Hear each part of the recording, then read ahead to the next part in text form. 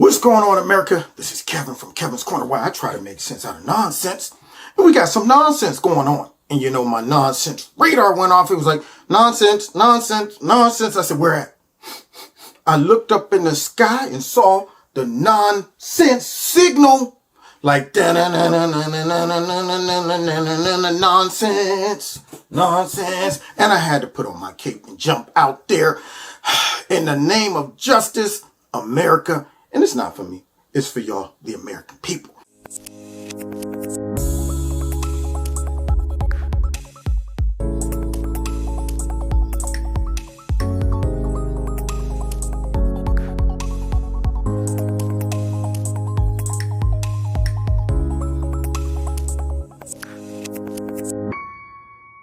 This video is brought to you by Extreme Tees. Click on the link below. Make sure you put Kevin in the promo code and you'll get a 20% discount.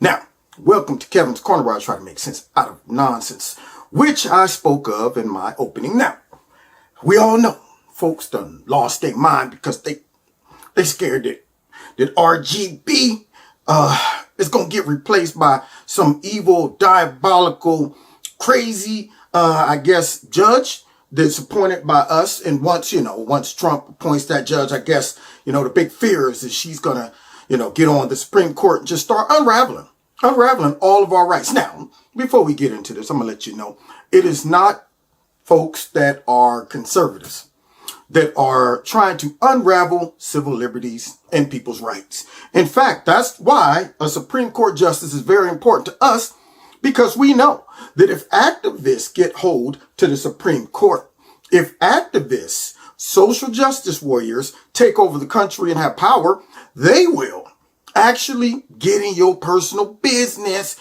and start demanding that you do this, do that, can't say this, can't go this place, can't own this, can't drive this, all of that stuff. And that's why we think it's important to have a particular person appointed to the Supreme Court and not an activist. But anyway, that's neither here nor there. So let's see if we can go through some of this and unpack it. Now, other day, President Trump, he heard about the sad news and he was caught off guard, and he had such a wonderful, genuine response, even though the liberal media cannot give it to him. They will not let him appear to be human. They want him to be evil. I guess they was going to put the mic in his face, tell him that he's going to, man, so I don't care nothing about that old chick. I'm glad she gone. You know what I'm saying? Hey, yeah, I'm about to get 3 Supreme Court justices, bam, in your face, Ruth Bader. But that's not what happened. Let's check it out. Yeah.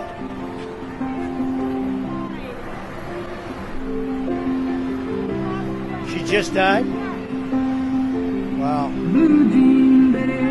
I didn't know that. You're telling me now for the first time. She led an amazing life. What else can you say? She was an amazing woman. Whether you agreed or not, she was an amazing woman who led an amazing life. I'm actually sad to hear that. I am sad to hear that. Thank you very much. Now, did y'all see that? I mean, the background music was not placed in there. It just happened to be playing in the background as he approached that reporter. And I said to myself, it's like the moon and the stars all came together perfectly. I couldn't have wrote that better than, say, a movie script. It was wonderful. But now we get the creepy, sleepy, sloppy, slimy, sleazy Joe and his response. Let's check this out. For freedom and opportunity for everyone. And, she never failed. She was fierce and unflinching in her pursuit of the civil and legal rights of civil rights of everyone. Her opinions and her dissent are going to continue to shape the basis for a law for a generation. And tonight and in the coming days, we should focus on the loss of the justice. I'm a little concerned about creepy, sleepy, sloppy. I mean, that man should know her front to back. I mean, she was a pretty much liberal judge. I mean, she's well known, but Creep, Sleep, Slop, Slime came out with the notes in the hand. I mean, at least Trump went off the top of the dome, even though the lying, crooked, stinking, nasty media would like you to believe he got some type of heads up, prepared a speech. No, his stuff looks sincere. But Creep Sleeps? Nah, that dude came out and made it obvious. Notes down saying, R-U-T-H spells Ruth. Ruth was, nice lady. She worked somewhere. She did a lot of stuff. And we're going to miss her. Where does she work at again? Oh, okay. She worked in, the Juvenile Justice Department. No, it wasn't. It was Supreme Court. Okay. Yeah, we're going to miss Ann. Ann was really nice. No, Joe. It's Ruth Bader. Yeah, who's that? Is that my wife? What? She died? No, she didn't die. Well, where's my wife? Right next. That's not my wife. That's my sister. Oh, you're my wife? Okay, well then who's this woman I'm talking about? Oh, okay. Yeah, anyway, so we're going to miss the justice. Y'all, when will they stop pretending? When are they going to really get down to nitty gritty and tell us all what's going on with Creepy, Sleepy, Sloppy Slime before he get embarrassed during the, of course, coming debates? But hey, I'm okay with that because, see, I'm going to get a great laugh and a lot of material. Now, we see then the difference between these two, but we already know there's a lot of rhetoric going on right now. It's a whole bunch of finger pointing. I guess the Republicans are mean. They're mean because they're going to continue to go forth with nominating, a Supreme Court justice, and the Democrats don't like that. Now, they're going to go absolutely crazy. But before we get into my opinion and my take on that, let's start off with the hypocrisy. But senators, I'm sure you also know there's inconsistency on the part of the Democrats' arguments. Democrats argued 4 years ago that there should be a vote, and I'm going to quote something that you said when you were running against your predecessor, Republican Senator Kelly Ayotte. This is from, we're going to lift something now from a debate that you had, and here's what you said. The Constitution of the United States says that the president shall nominate a candidate to be a Supreme Court justice and that the Senate shall advise and consent. It doesn't say except in election years. It doesn't say except when government is divided. It says that you need to do your job. So again, that was from a debate when you were seeking to defeat Kelly Ayotte, and you made the argument that there should be a vote in an election year, even no matter what the party difference was. Y'all hear that? Now, I'm just going to give an analogy, help some people out. We call the Democrats the Demorats oftentimes. And you know how you know a rat is occupying either your house or the barn or something like that is because they leave rat droppings. See, when you start seeing those little teeny rat turds, you can best believe they were laid by a rat. These Democrats down throughout history, because they're Demorats, flip-floppers, panders, and the whole gambit, they always leave trails. They always leave rat droppings laying around so we can go and trace it right back to that big old nasty stinking Nicodemus rat called the Demorats. This woman, words come back to bite her, and then check out this next one. So I want to ask you about what you said in 2016 after Merrick Garland's nomination to the Supreme Court didn't even get a hearing. You said, quote, "The Constitution is clear. The Senate must consider the president's nominee and then choose whether to vote yes or no. We must do our job, hold hearings, and vote." Now, I understand that there's a big difference between a seat opening up in February and a seat opening up 44 days before the presidential election. But you weren't talking about timelines there. You were talking about the Constitution. If the Constitution was clear then, is it still clear now? We are in modern history. Did y'all hear that? She had to take the big deep breath. See, that was enough to give her a little time to come out and come up with some fake, phony, bootleg excuse of why things are different now. I'm sure as Jake Tapper was reading that, she was going, "Oh, dang it, Jake. You would do this to me. I thought we was paying y'all good money to run cover for us." You know what? We're going to have to cut your check in half. So here we go, brain. Work with me. Well, you know, Jake, we've come, so it's 2020 and yeah, what happened? And then at one time, was I really talking about that? Hypocrites. But now let's move on. See, because we got the #1 sleep slime slop coming up to explain why none of this should go down. Let's listen to creepy, sleepy, slimy, sloppy, sleazy Joe's, I guess, speech on why we shouldn't pick a Supreme Court justice. Let's check this one out. Should be good. So I asked Biden a hypothetical question. If he's elected president and Democrats gain control of the Senate, would he consider adding more seats to the Supreme Court?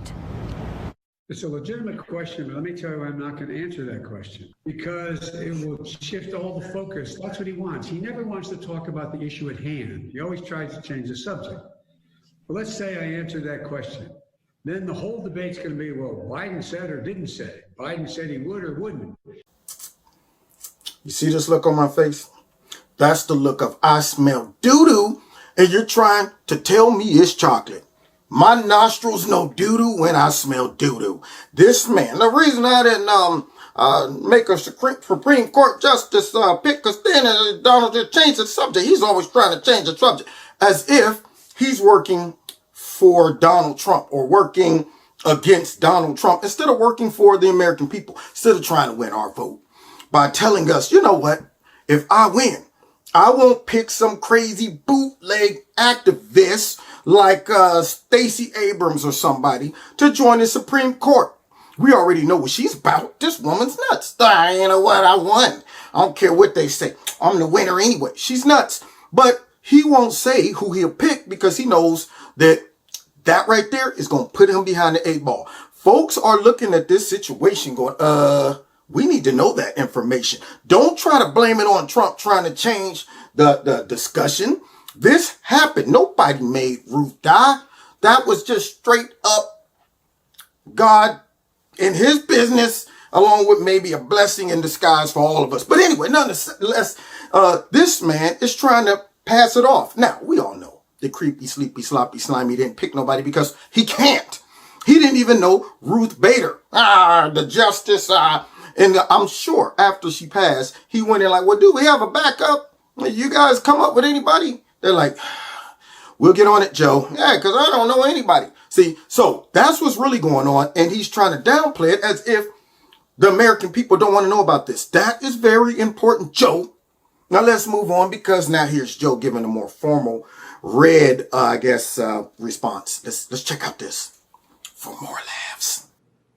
This vote, this fight, this nomination will not be over until the Senate votes. If it does vote, winning that vote, if it happens, is everything. Action and reaction, anger and more anger, sorrow and frustration at the way things are in this country now politically.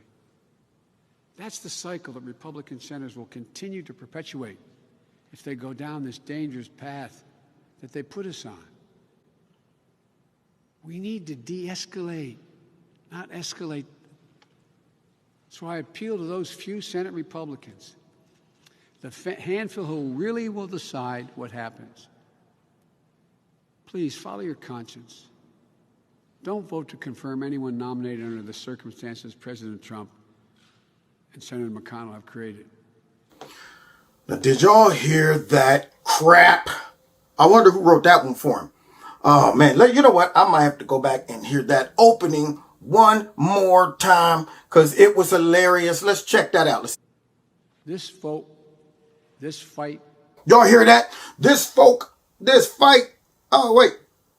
Can I start that over live? Okay. So this fight, he goes in talking about, how we should not act hastily, how we shouldn't be ready to nominate a new Supreme Court justice quickly under the circumstances that Donald Trump and I guess Mitch McConnell has created. And I'm thinking, what circumstances would that be? See, it's always funny how the Democrats prey upon sorry Republicans because of either their conscience or perhaps they're really rhinos in disguise. But they always try to appeal to those weak, low-hanging fruit Republicans that might sway anyway or are scared to speak their mind or to look like they might be tough, because that's what it comes down to. See, some of these Republicans just aren't tough enough. They don't want to live with the badgering that comes from the left. But if you don't make a choice, the left will always badger you.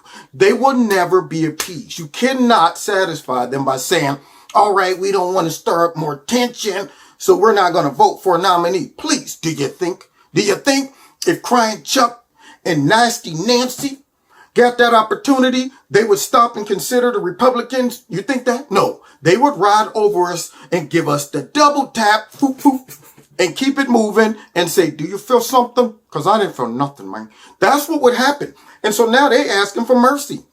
Talking about, let me appeal to the Republicans that have a heart. No, you know why we don't have a heart? Because y'all haven't had a heart since the party was started. But nonetheless, the last 4 years, they have made life for Trump, conservatives, businesses, America, all miserable. And yet here it is, dude, talking about the conditions that Donald Trump and Mitch McConnell created. No. Those conditions are with you and the slimy, sleazy, liberal media created. Y'all are the ones that's telling y'all folks to go out and riot and tear up stuff. And if you see anybody in a restaurant or a movie theater, go up and harass them. Don't let all of that stuff.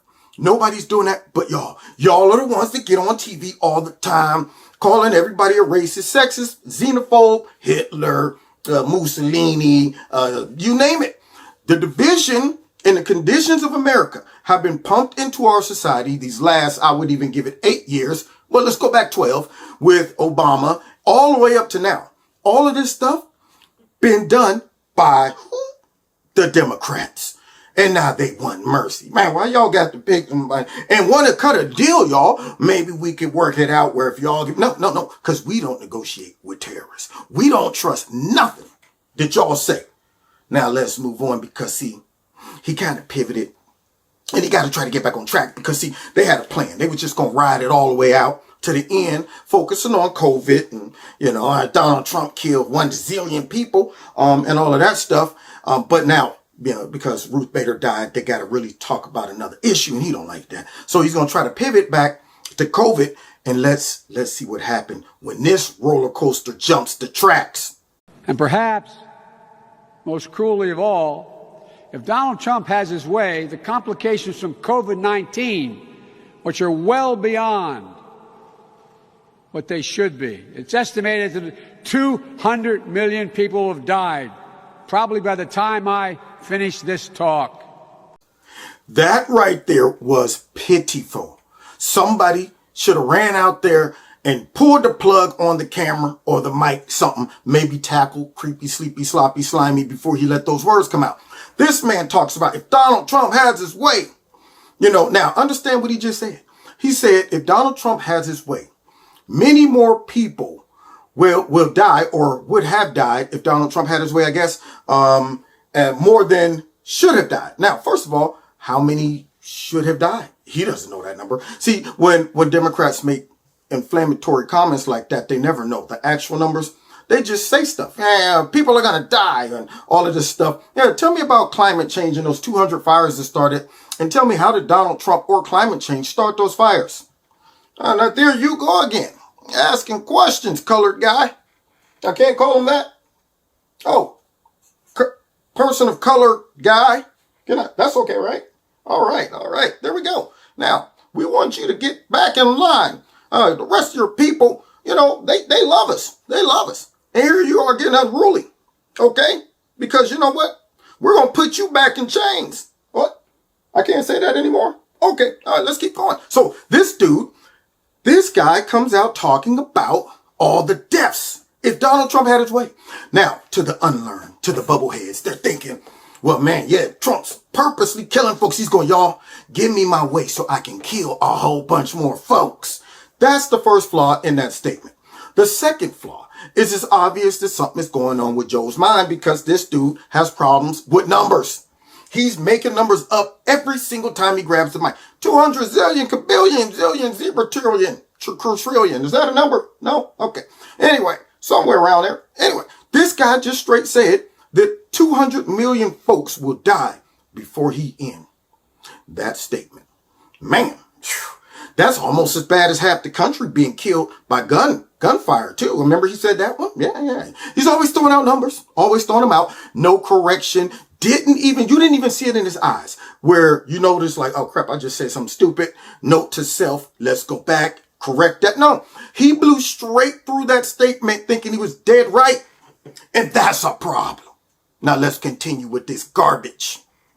Yeah. I need you to be ready. I need you to be ready. And I need you to be ready to be responsive.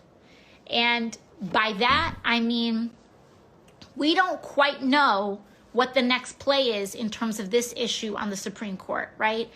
Mitch McConnell sent out a statement tonight. And as I said at the opening, the very last dying wish of RBG was that her vacancy not be filled until the new president takes office in January. That was her dying wish. Tough. Tonight, Mitch McConnell, she doesn't make that publicly, determination. The night of her passing, he couldn't wait 24 hours, issued a statement saying that he was going to give Trump a vote in violation of her dying wish.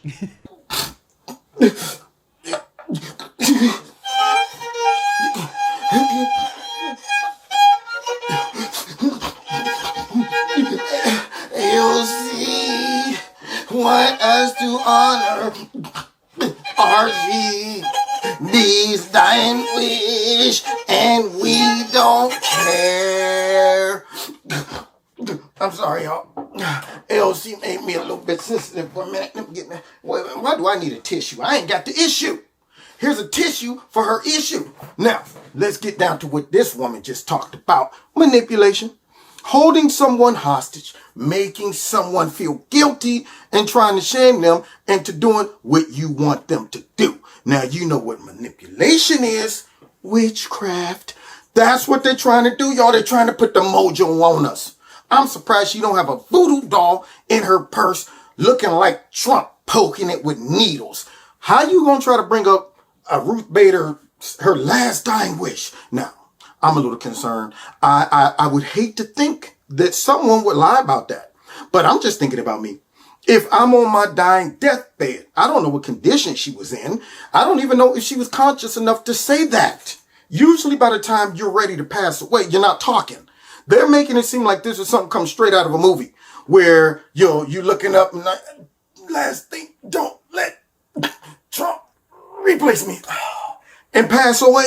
I don't know. I've seen a lot of people die. They were not sitting up talking, murmuring, or anything like that, right before they passed away. And even if they were, last thing on your mind probably won't be, just don't let Trump replace me. For the simple fact, we have overwhelming evidence of her talking about how things should work, even though the Democrats have come up with the new rule, meaning if someone that is affectionately loved by many have a dying wish, that must be honored, period. Forget the Constitution, forget the law, all of that stuff. There's a lot of mothers out there whose sons are in jail, prison. My baby shot up about 20 people and he got life.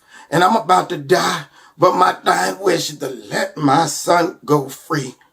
I'm sorry, man. I'm sorry. Your son did the crime and he must do the time. I have no sympathy for these folks. AOC went down to the border lying about the border patrol, the kids, all of that stuff. This woman has been wreaking havoc throughout the whole Congress, her and her crew, along with the rest of the Democrats. But she is at the very top of that list for that four. And yet here she are talking about her dying wish. Do you have that on tape? I might need some proof. I want to hear her say that before she passed away, because I think that probably didn't happen. But because they're Democrats and they don't care, they will use any form of manipulation.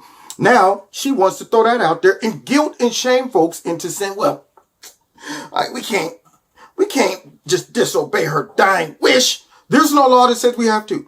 Let's listen to Ruth Bader Ginsburg herself address that. Now understand, these wily and clever and deceitful Democrats are telling us that we should honor her dying wish. But yet when she says things like, don't stack the courts, I think 9 is a good number, and they're all talking about stacking it, they're not honoring her actual statement that we all heard with our own ears, or even this particular statement right here. Hello, my name is Sarah Berkey, and I was wondering if you thought there were any valid constitutional arguments that would prevent President Obama from filling Justice Scalia's seat on the Supreme Court. You know, the president has the authority to name appointees to the Supreme Court, but he has to do so with the advice and consent of the Senate. And if the Senate doesn't act, as its current Senate is not acting, what can be done about it? I mean, it's not, even if you could conceive of a testing lawsuit, what would the response be? Well, you want us to vote, so we'll vote no. So, but I do think that cooler heads will prevail. I hope sooner rather than later. The president is elected for 4 years, not 3 years, so the power that he has in year 3 continues into year 4, and maybe some members of the Senate will wake up and appreciate that that's how it should be. Now, did y'all hear that? Came from RGB herself.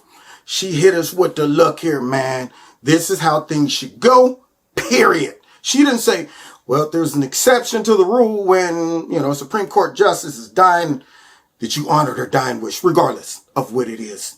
No one has ever come up with that.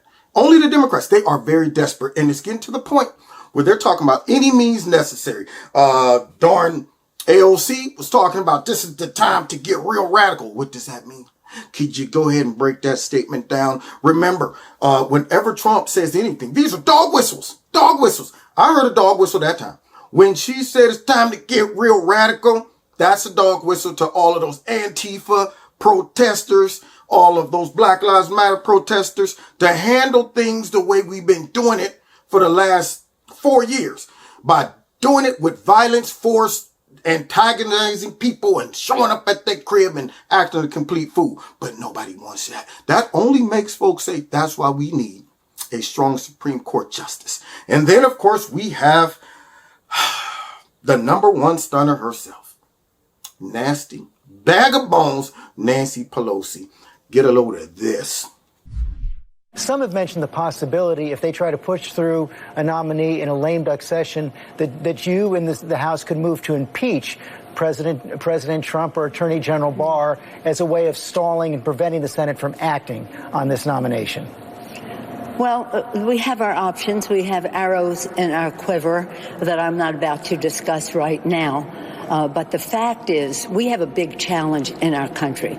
Okay, worth noting that Pelosi then completely lost her train of thought in the middle of the conversation and literally restarted the interview. So one of the great things about our current republic is that everybody is geriatric and senile who is currently in a position of power or running for a position of power. When the young buck is Chuck Schumer, you know you're in trouble. Here's Nancy Pelosi completely losing her train of thought and nearly keeling over. 10 states, as I said, on Friday, started their early voting the day that we lost Ruth Bader Ginsburg. But to be clear, you're not taking any arrows out of your quiver. You're not ruling anything out. Good morning. Sunday morning. We have a responsibility.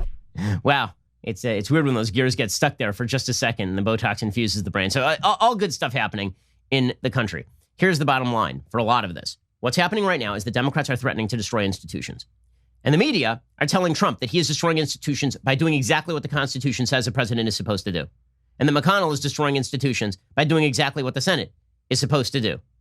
You can't negotiate with political terrorists. It is political terrorism to threaten to burn down every institution of government unless you get your way. It's what my son does when he is fussing. And he decides to lie on the floor and scream and shout. He does not get what he wants. He goes to his room. There is no, in fact, it is significantly more important that Republicans now put through a justice simply to make the point that Democrats cannot threaten to burn down every institution of constitutional government because they don't like the outcome of the system. Did y'all hear bag of bones? Monkey mouth, mush mouth, marble mouth. talking about some, oh, we have lots of arrows in our bag.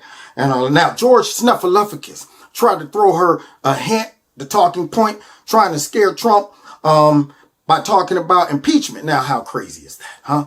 I saw Trump the other day they're talking about impeachment. I wish they would.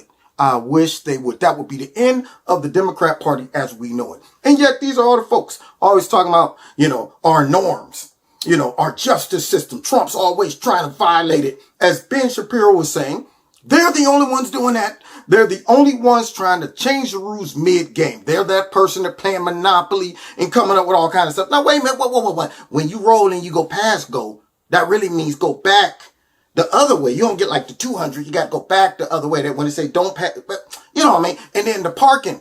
There's something in the book that say when you land on the free parking, you got to give the person to your, what am I, on your right? Up there, on your right. You got to give that person on your right all your money. That's that person. These are the Democrats who just change it, make it up as they go. Because guess what, y'all? All of that stuff don't matter to them. The Constitution don't matter. I'm sure during the COVID outbreak, instead of ordering toilet paper, they probably ordered copies of the Constitution. Like, I'm going to wipe my butt with this. I'm sure they got a big old mat on the floor when they come in their cribs, and it's the Constitution, and wipe their feet on that to keep it moving. I'm sure when they go to blow their nose, they're like, whoa, put that tissue down. Here, use this Constitution. See, that's what they're about. And now here she is talking about yes, everything is on the board and that table. But what really stood out was the time lapse that took place in her brain. Full-blown reset. It rewinded like, yes, good morning. Sunday morning. What? Where am I at? Where's my liquor? Because I can't really get started unless I have a fifth of liquor. Anyway, but I think we got a person who can clear all this up. Someone they trust and love. Maybe can set them all straight concerning all of this hubbub about the next pick for the Supreme Court. None other than you know who. Now listen, where are these jobs going to come from? I mean, unless he has a magic wand, let's hear from Obama himself. The Constitution is pretty clear about what is supposed to happen now. When there is a vacancy on the Supreme Court, the President of the United States is to nominate someone. The Senate is to consider that nomination, and either they disapprove of that nominee or that nominee is elevated to the Supreme Court. Historically, this has not been viewed as a question. There's no unwritten law that says that it can only be done on off years. That's not in the constitutional text. I'm amused when I hear people who claim to be strict interpreters of the Constitution suddenly reading into it a whole series of provisions that are not there. There is more than enough time for the Senate to consider in a thoughtful way the record of a nominee that I present and to make a decision. And with respect to our process, we're going to do the same thing that we did with respect to Justice Kagan's nomination and Justice Sotomayor's nomination. We're going to find somebody who is an outstanding legal mind, somebody who cares deeply about our democracy and cares about rule of law. There's not going to be any particular position on a particular issue that determines whether or not I nominate them, but I'm going to present somebody who indisputably is qualified for the seat, and any fair-minded person, even somebody who disagreed with my politics, would say would serve with honor and integrity on the court. Well, now, that's going to be hard to overcome.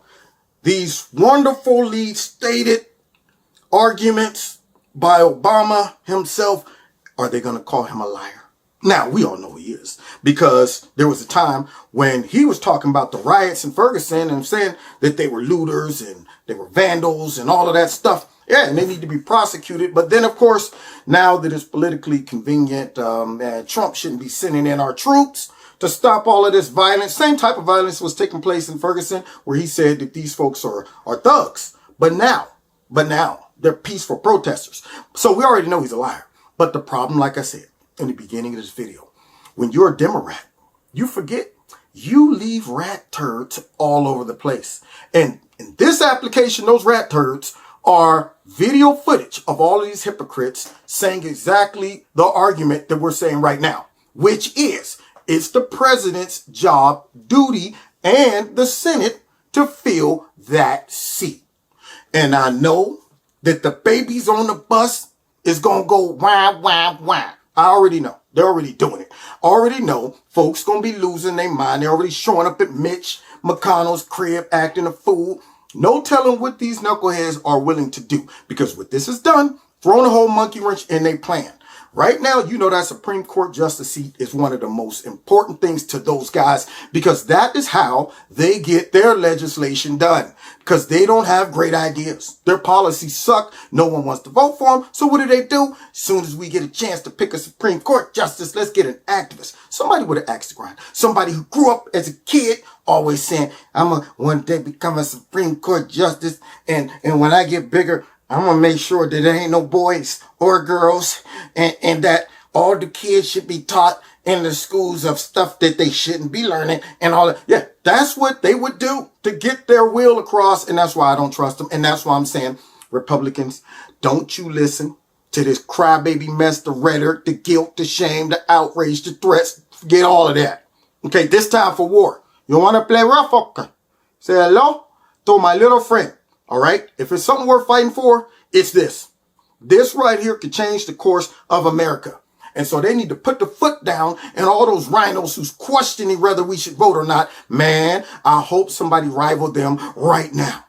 And I'm not talking about another Democrat. I'm talking about somebody in your area that actually supports the Republican Party and President Trump. You need to get rivaled if you sitting there scratching your head like, what should we do? Don't want to look bad. Well, just think about it. What would they do? You think they cut us some slack? No. We've seen that these last 4 years. They are out for blood and they play for keeps, and it's time for us to do the same thing. Now, you've been listening to Kevin and Kevin's Corner. Don't forget to hit like, share, subscribe, and the notification button. Follow me on Facebook, Twitter, Instagram, all that good stuff. The links are below. Check out Extreme Tees. Put Kevin in the promo code. You get a 20% discount. And if you want to donate to Kevin and Kevin's Corner, feel free. Links below this video. We'll see y'all next time in Kevin's Corner. God bless.